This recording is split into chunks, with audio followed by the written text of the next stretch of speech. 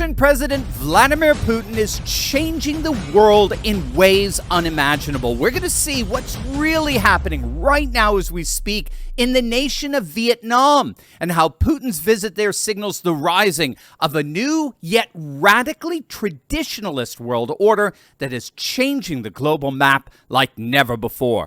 Hey gang, it's me, Dr. Steve, your Patriot Professor, here to help you stay sane in these insane times. So make sure to smack that bell and subscribe button. And also, I know a lot of you, if not all of you, are frankly sick and tired of the seedy corruption that we see pervading Washington, D.C. But you know the old adage, don't just get mad, get even. And that is exactly what you can do by clicking on that link below. You know that corrupt politicians like Nancy Pelosi have been getting insider trading secrets for decades now, enabling their returns to beat the market every single year. Imagine that. But thanks to a little-known SEC database, guess what? We can have access to the very same trading secrets that these politicians are privy to. We get to see what stocks corporate CEOs are buying up in real time, and then we get to piggyback on their trades to gain the same advantage for ourselves that Pelosi and the crooks in D.C. have. My friend Ross Givens has been tracking insider trading for years now, and his recommendations have led to investment returns of, get this, of over 200%. Some have hit as high as nearly 1,500%. And now it's your turn. Click on that link below right now and learn how you too can learn to trade like Pelosi. Click on that link and learn how to gain an insider advantage for yourself today. Fresh off his historic visit to North Korea, which we reported on yesterday, Russian President Vladimir Putin was officially welcomed by Vietnam's President To Lam in a solemn ceremony in the capital of Hanoi. As with his visit to Pyongyang, Putin's visit to Vietnam is all about creating a strategic partnership to expand the dominance of the new multipolar world order that's rising and rising very, very quickly. It's being called a civilizationalist world order, a new political order ironically organized around the reawakening of ancient civilizations. And yes, even Vietnam is a part of this worldwide trad-right trend. Many people don't know that Vietnam has actually been going through a massive return to their religious traditions, particularly a revival of what's known as their cult of heroes. Vietnam differs from other Southeast Asian countries in that there's a particular devotion to heroes in their political culture and religious system, which fosters a tremendous sense of religious nationalism. For example, here you're seeing the rituals practiced at the famous Cao Dai Temple in the city of Tay Ninh. Since the 1980s, the Vietnamese government has increasingly embraced the revival of classical Vietnamese religion, and they've openly promoted retraditionalization as a powerful political tool of awakening extraordinary national unity. At the heart of this official visit was Putin's call for a transition to transactions in national currencies between Russia and Vietnam in his ongoing quest to de-dollarize the world, which he's having enormous success with. Remember, this is all part of the blowback against the United States and the collective West in response to the blitzkrieg of sanctions imposed on Russia that weaponized the dollar. It weaponized the financial institutions and platforms controlled by the United States to punish Russia for its invasion of Ukraine, such as freezing Russia's foreign assets. Well, that's just a nice way of saying stealing Russia's foreign assets and kicking the Russian central bank off of SWIFT, the worldwide financial transaction platform.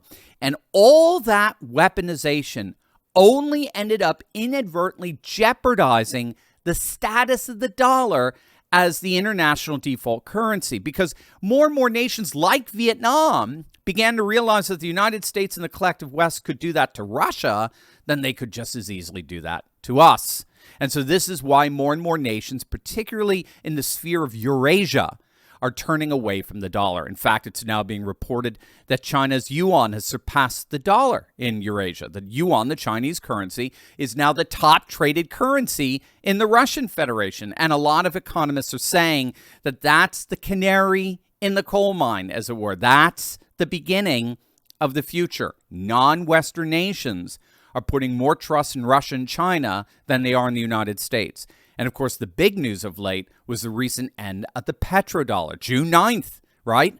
The world really changed when the 50-year agreement between the United States and Saudi Arabia to price all oil transactions in U.S. dollars officially came to an end. No one in the American legacy media seems to care about it. They're all too worried about Trump and the threat of authoritarianism. But the rest of the world is certainly taking notice, and that's why it's being widely reported that even more nations want to join the growing BRICS economic bloc. Thailand in particular, along with the reported 30-plus nations, are applying for BRICS membership. Again, this is an economic bloc centered on the original founding members, Brazil, Russia, India, China, and South Africa. And now with the recent addition of 6 new nations, BRICS has transformed into the single largest economic and political bloc on the planet. The global GDP purchasing power of the new BRICS Plus is now larger than all the nations in the G7 combined.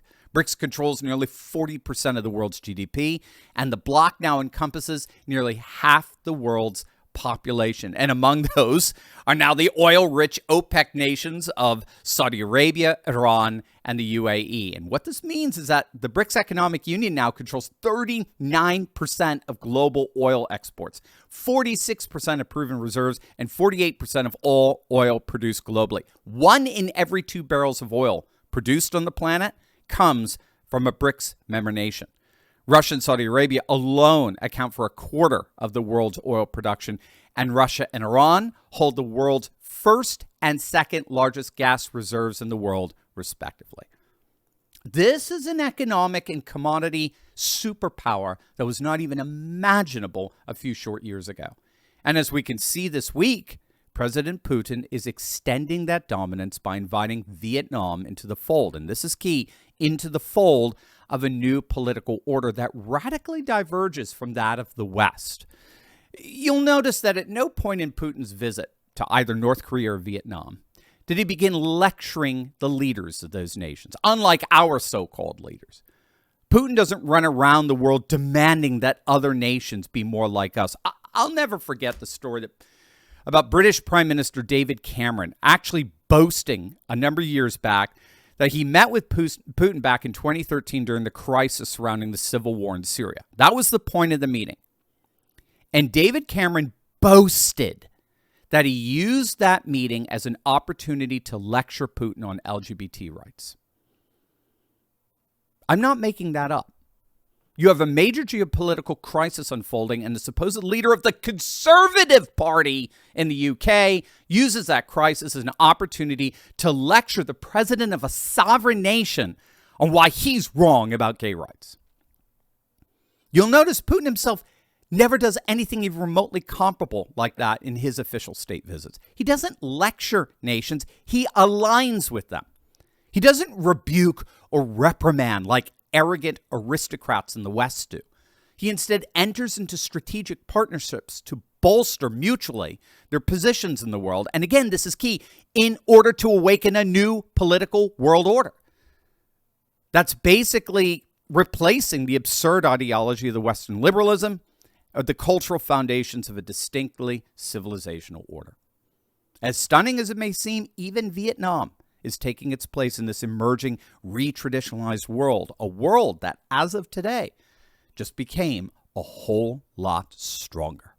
Here's your opportunity to tell big tech tyrants where they can stick it. Click on that link below and download our brand new cancel-proof Turley Talks app, and you can sign our special declaration of restoration. That's our petition to big tech that declares a new day is dawned. They are no longer in control, and we are taking our nation back. We've already got over 1,000 signatures of courageous patriots, and yours is next. Click on that link below or go to fight.turleytalks.com right now.